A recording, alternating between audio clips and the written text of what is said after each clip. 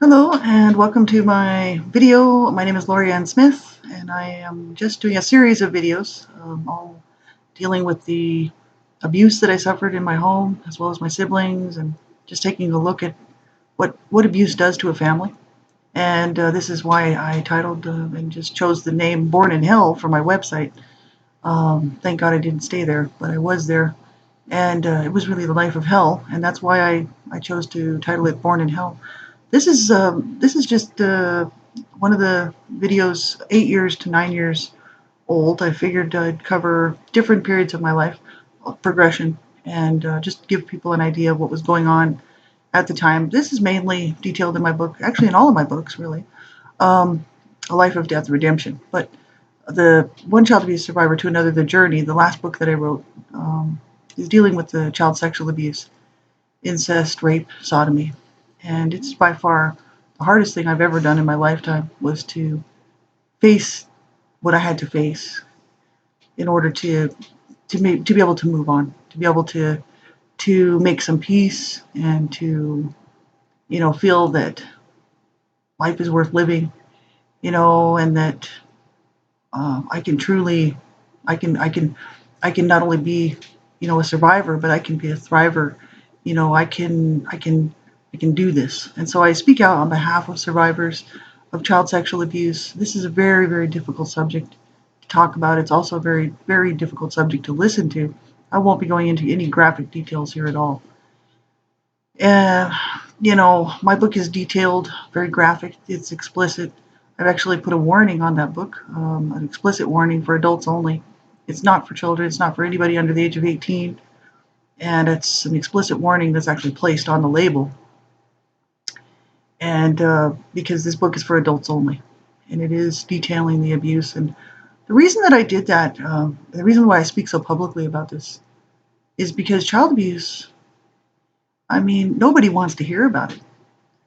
Who wants to hear about it? Nobody does, not even the survivors.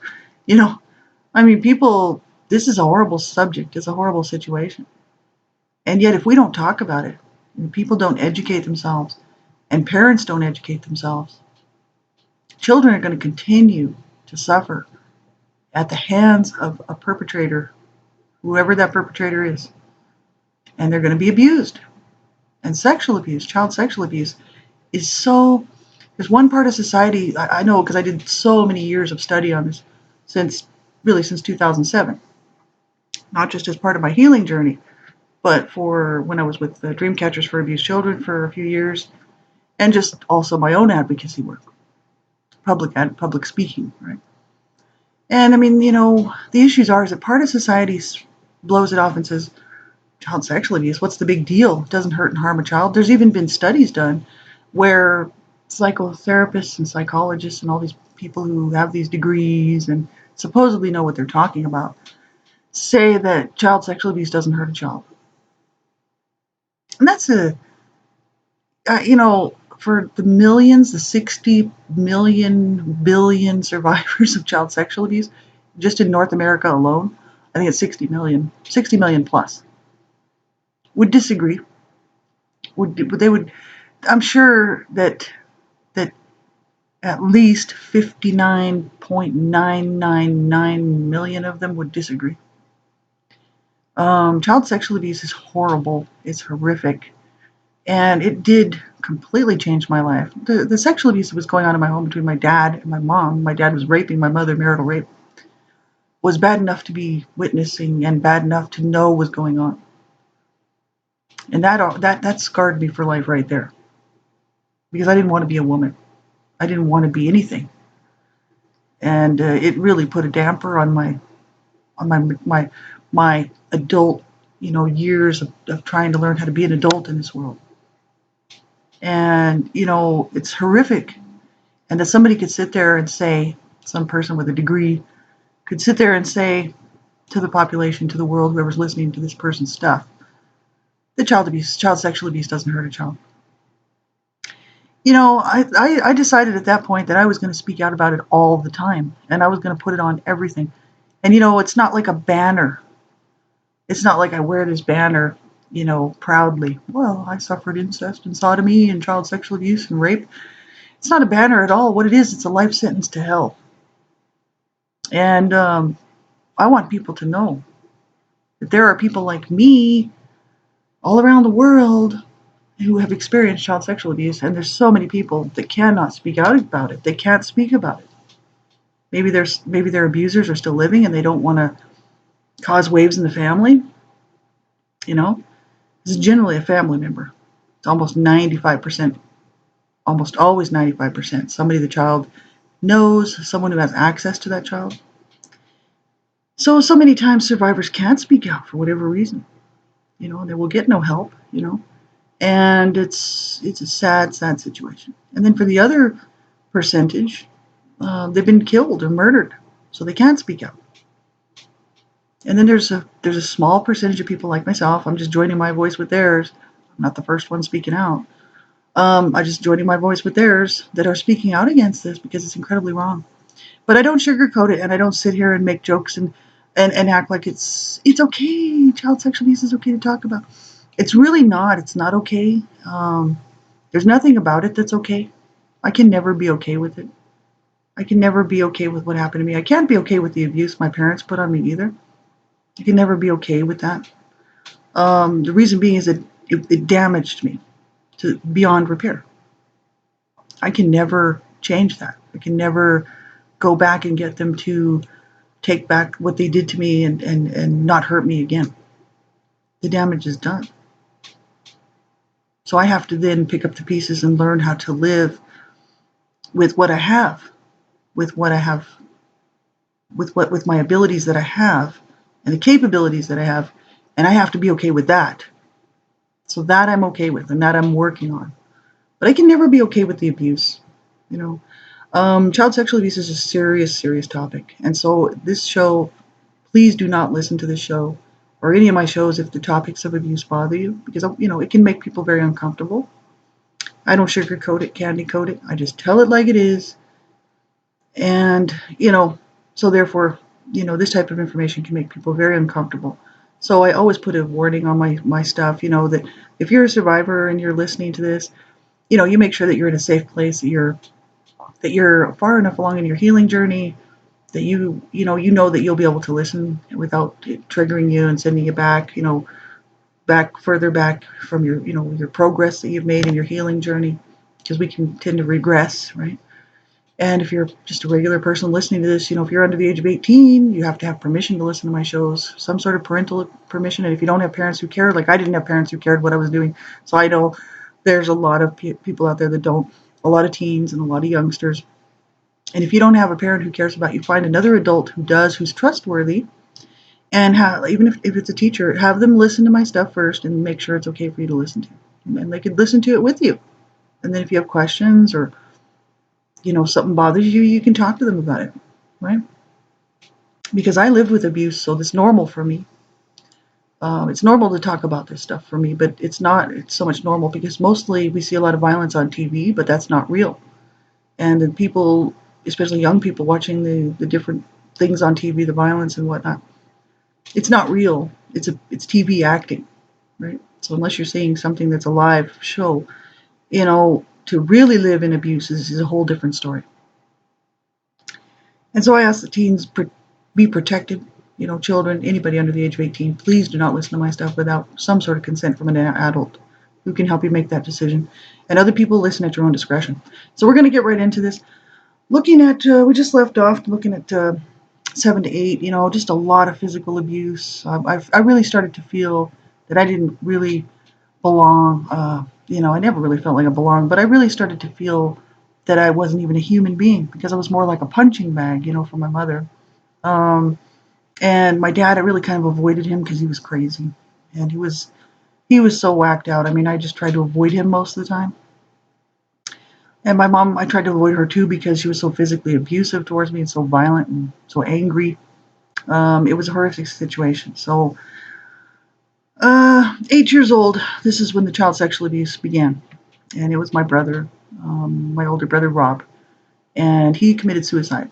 So, the year before I would have been able to report and did report the abuse finally, which I never reported it as far as the police went, but I had a gynecology checkup, so I'll talk about that in a little while. But I was 8 years old, and my brother was 13 years older than me, probably 12 and a half, 13 years older than me, because he was 20, 21, going on 2021. And he was in his room, like I was saying. My brother had been murdered, Chesley, which was his best buddy. They were best friends. I mean, they did everything together. And Chess was always looking out for my brother Rob. He was always protecting the different people in the family. He was really the protector of the family. He was the good guy, you know. Um, he got killed. And so Rob just stayed in his room, very depressed, already diagnosed manic depression, manic depressive at a very young age because he was the one that reported my dad for child abuse. Well, he didn't report him, but the police got involved because my dad had beaten him up. So that's the brother. My dad abused him terribly. I don't know if there was some sexual abuse going on there. I don't know. We'll never know the truth on that because my brother's dead. He killed himself. He had a lot of problems. He was mentally ill. He used a lot of drugs, and he used to have psychotic episodes where he would see faces in the walls. He would see demons. This was going on in Vancouver when we were there for the summer. I didn't talk about that on the show I just did yesterday, but this last video that you can go back and watch if you want. I'm doing these in a progression. This is very triggering for me, so I'm trying to get these done as soon as possible because I'd like to finish them off. It's very triggering for me to deal with this, and it keeps me in a state of uh, very unpleasant memories. So I'd like to do them and move on to something else, you know. But I always will continue. I continually speak about this stuff, but usually I go month to month. I'll do a show a month instead of a bunch of shows all at once. It gives me time to relax and put things in perspective where they need to be, which is in the past. But yeah, this is a horrific situation. So I'm a little girl, 8 years old, not receiving anything I need from my mother except for food. She fed me. She did my laundry. Um, you know, uh, she was a house mom. She wasn't really working at this time. I think she started working later, but this time she was at home. But she was very miserable, very unhappy, and was beating on me on a regular basis. Any chance she got, actually, that she could find a good excuse, um, just a good enough reason to let me have it, then that's what was going on. So I wasn't getting what I needed from anybody in that home, and nobody was, not anybody. There wasn't anybody that their needs were being met really, as far as emotional, psychological needs. There was a lot of emotional neglect and even just kind of neglect. There was no rules. I didn't have to. I didn't have to so much, have a bath night. I didn't have to, hygiene wasn't an issue. My mom never made sure that I brushed my teeth. I didn't have to be in bed at a certain time. I think I had to be out of her way. So if she said to go to bed, I went to bed. But you know, there was no other real rules, and for anybody, there never was. So we were really kind of just living in this house with these people, and anything went, you know. If somebody wanted to beat on you, they could. If somebody wanted to hurt you, they could. If somebody wanted to do something to you, they could. And nobody was going to stop them. And especially now that Chess was gone, because Chess was murdered. Chess, he was kind of the one who was always looking out for everybody. But he was gone. He was murdered. And he was dead. And so there was nobody looking out for anybody then, except for my brothers were trying to keep my dad from killing himself. So I'm not going to go into too many details about the child sexual abuse. It was a rape. It was not a game. Sometimes child sexual predators, people who incest even, will set up a situation with children where they turn it into a game. And I've done enough study on this to look and see what people have been through. This was not a game. I was tied up. I was bound, gagged, and raped, and sodomized. And my brother threatened that if I told anybody, but he knew that it would be Mom that I would tell, because I didn't talk to my dad, that if I told anybody or if I told Mom, that he would sodomize me again. And I couldn't take it. I was like, I'm not telling anybody. So I didn't tell anybody. And after the first 3 assaults, sexual assaults, I started to get sick. And I was scared to think about telling my mom because I thought, what if I tell her and then she gets mad at me and then beats on me, blames me for this. I was kind of already taking as if it was my fault. I did something to cause him. He was a 21-year-old man 6'5", 6'6", somewhere in there. He was very tall. And he probably weighed like close to 200 pounds. I'm an 8-year-old girl. And so the damage done was irreparable. And I started to get sick and developed an infection and really was getting a little concerned about it. I told my mom. I finally did tell my mom after about the third assault, the third time. And my mom, this was in the daytime. I can remember everything about this actually. And my mom actually was coming through the bedroom, putting clothes away from the laundry, I guess, into my drawers. And I really didn't ever like to approach her anyway, because it was not a good idea, unless you want to get slapped around. But I said, Mom, brother's doing things to me at night. And I said, he's coming in my room and he's doing things. I didn't know exactly what to call it. I didn't know what to say, really. I just said, he's doing things to me at night. And he's hurting me, you know. And my mom said, well, what do you want me to do about it? And she knew. I think I said to Brother Rob, because we had two brothers in the house, Howard. But I think I had mentioned Rob's name. And she's like, what do you want me to do about it? She said, that's not my problem. That's your problem.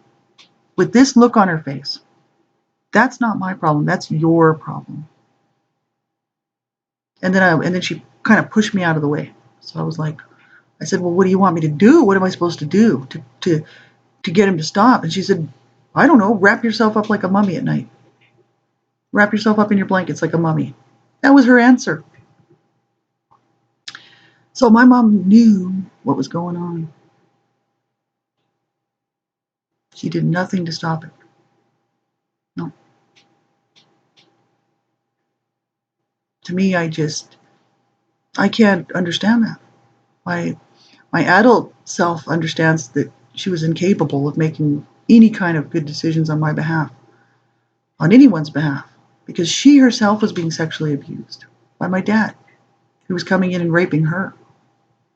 And so what I thought about later as an adult, sitting around thinking about this, I've had a lifetime to think about this, a lifetime of barrenness, a lifetime of horrible, horrific memories, a lifetime of problems with my body, problems with my own sexuality, problems with anything to do with being a woman, femininity, any of that stuff. I've had a long time to deal with this stuff. And I think about it and I think, the adult me says, well, she couldn't deal with it because she was being sexually abused. And she was like, if I'm getting it, you're getting it. That was her attitude. What do you want me to do? That's your problem. Nobody's helping me. Now, how sick and twisted is that? And I'm supposed to forgive and I'm supposed to be okay with that. I'm supposed to be okay with the fact that the family just dumped on me continually and still do. My family still dumps on me today. That's why I cut them off. If you listen to my blog talk radio shows, especially One Child Abuse Survivor to Another, I talk a lot about that stuff. I don't talk to them anymore because we have no relationship. We never did, and I cut them off. They're toxic, and I will have nothing to do with them. They're not nurturing to me. They're not good to me. They don't even try to be good to me. And there's only one person in my whole entire family that has ever tried to even be nice to me and good to me, and that's my nephew, Danny. And I still don't keep in touch with his family either, with my nephew, but he's the only one. The rest of my family, which is my siblings, which I have 2 left, they're still alive, I want nothing to do with. They weren't there for me then. They aren't there for me now.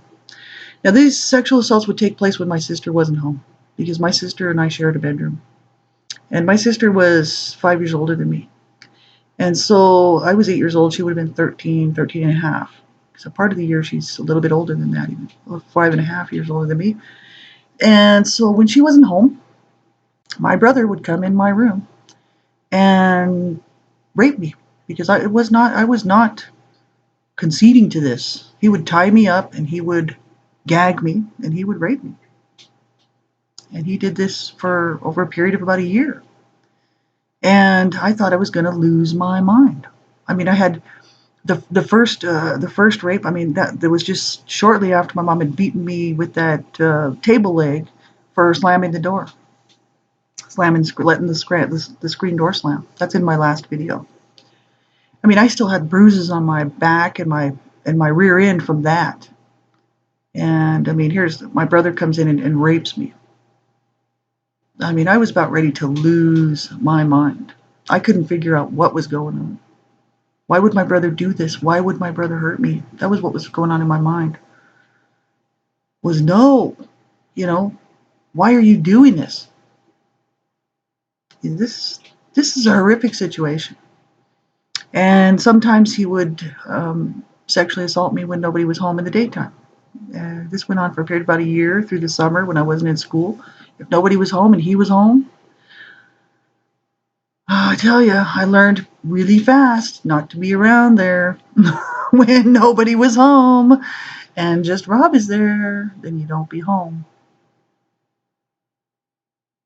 Yeah, absolutely horrific. And I survived. I made it. I used to go to school, and I could. I mean, I'm not going to go into too many details here, but I had just a lot of problems, a lot of infection, a lot of problems. My sister was making fun of the way that I smelled, telling me, you stink, you smell funny. And I'm thinking, if you only knew, man, if you only knew what was going on, you certainly wouldn't be telling me that. And so, it's just sad, it's twisted, it's wrong. I was already being abused, and then for this to happen, sent me really over the edge. I didn't dissociate. My friend thinks I might have dissociated a little bit just to survive. But I don't think I really did because I didn't lose any time.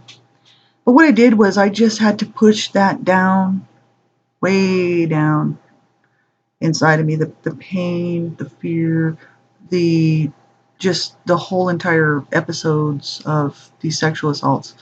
I mean, I still had to live in this home where I was being abused. I still had to try to navigate the abuse there on a daily basis. So I couldn't deal with that.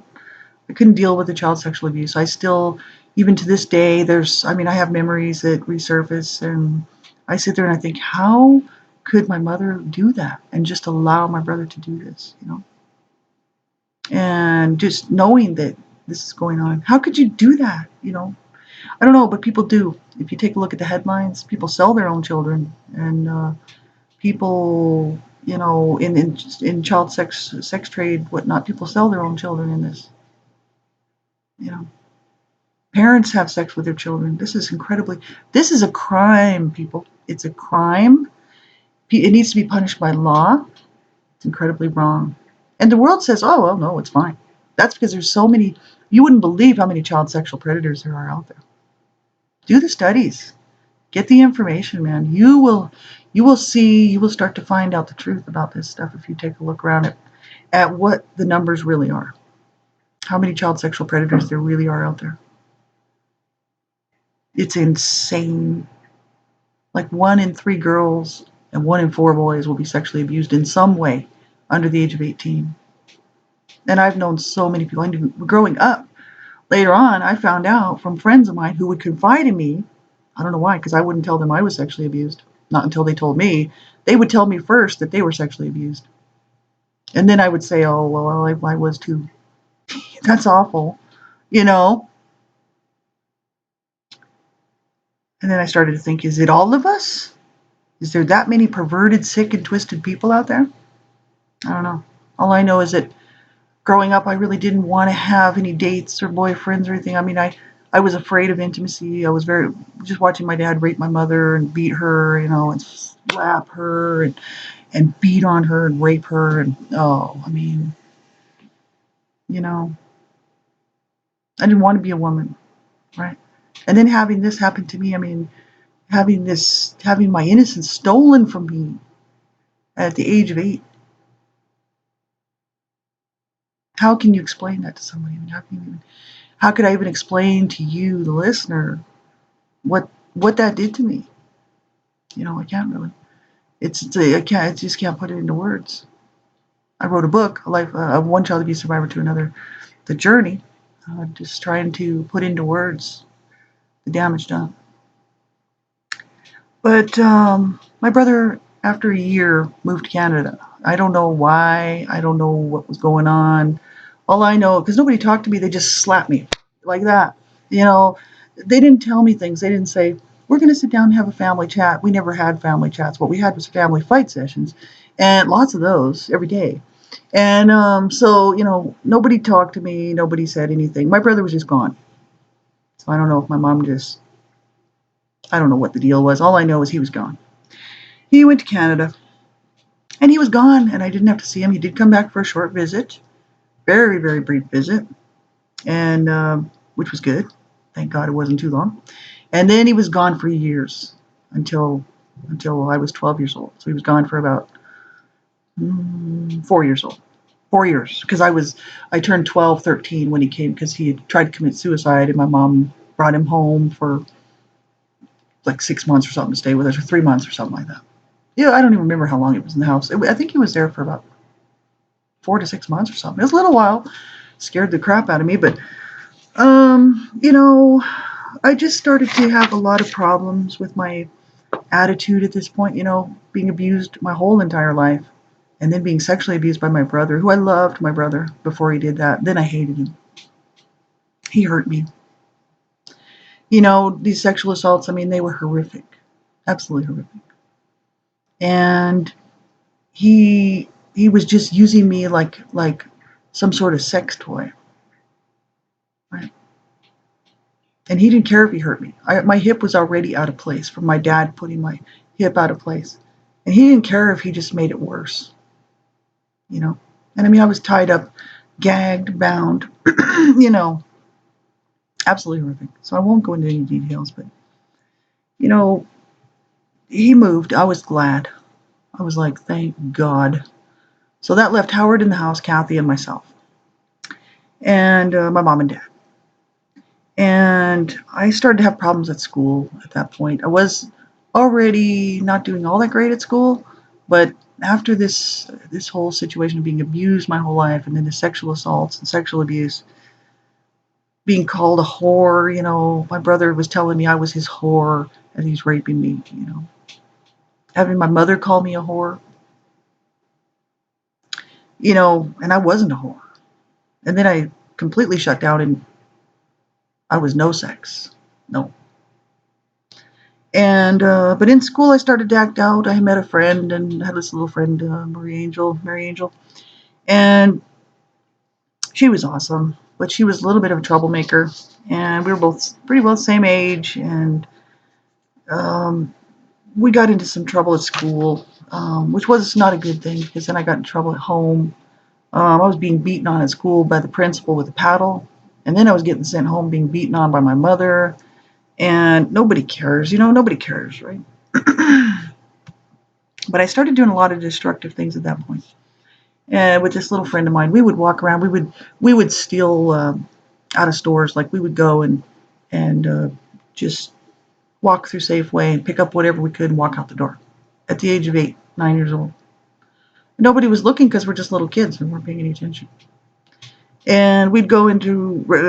I started to spend a lot of time away from the house, and we'd go into like little restaurants and stuff, and we'd like trash the restaurant and make a big mess and just run around. Just started getting into that kind of trouble. We trashed a schoolroom, which got me into a lot of trouble. Just me and that girl.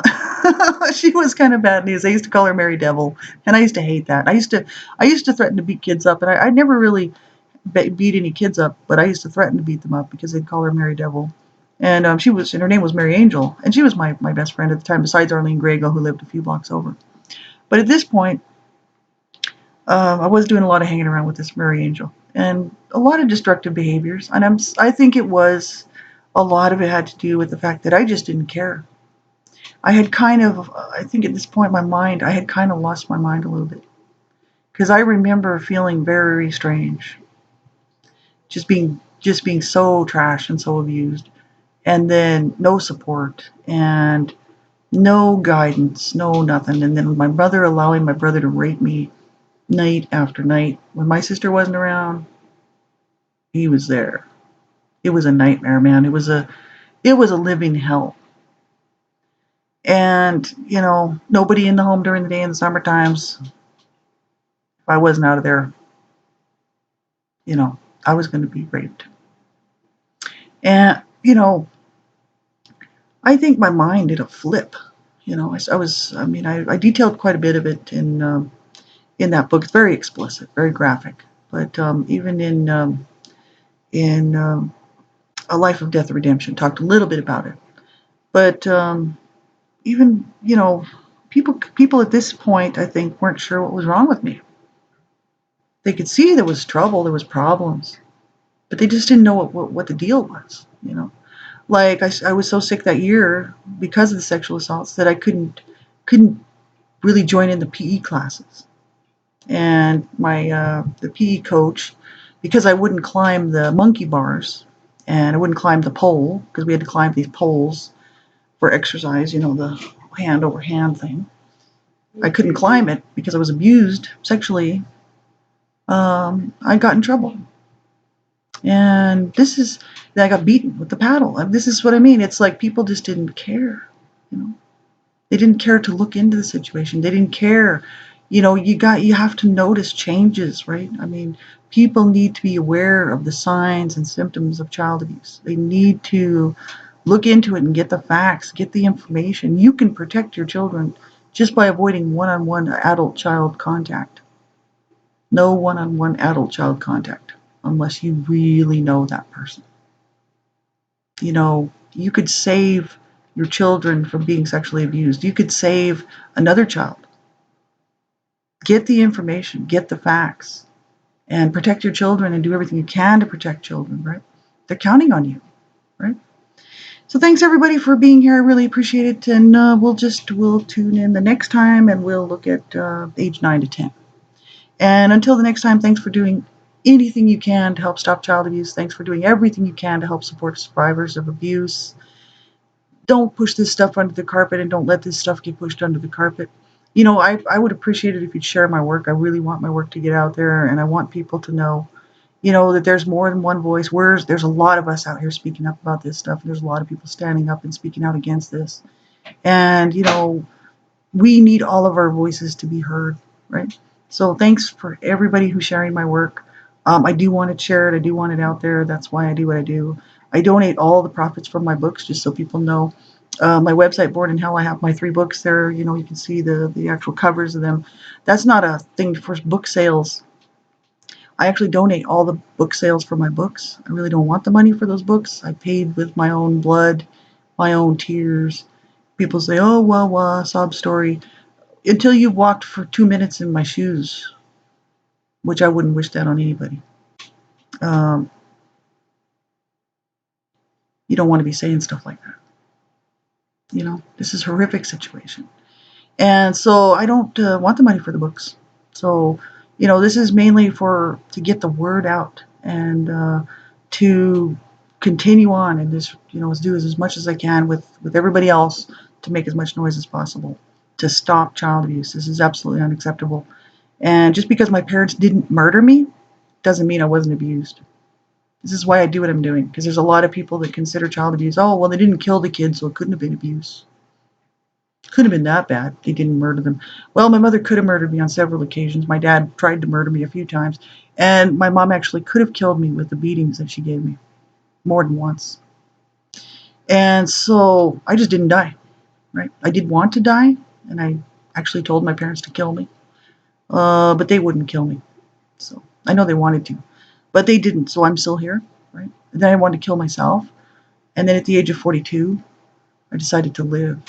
So that's what I tell all you survivors out there. If you're listening and you're a survivor of abuse, I'm telling you right now, you stick it out. Get some help. You find somebody who's trustworthy and you get some help, and you do not allow yourself to be destroyed by this. No, you have to win this fight with me, and I'm sticking it out. I'm winning this fight because my parents couldn't kill me. I'm still here. I have love in my heart. I know what goodness is. I know what it is to be good to people. I know what it is to have people be good to me. I know what I need in my life. I've got boundaries set, what I will allow in my life, what I won't. I found love. I found peace. Right? So I'm asking you to do the same. Walk this walk with me. God bless you all. Till the next time.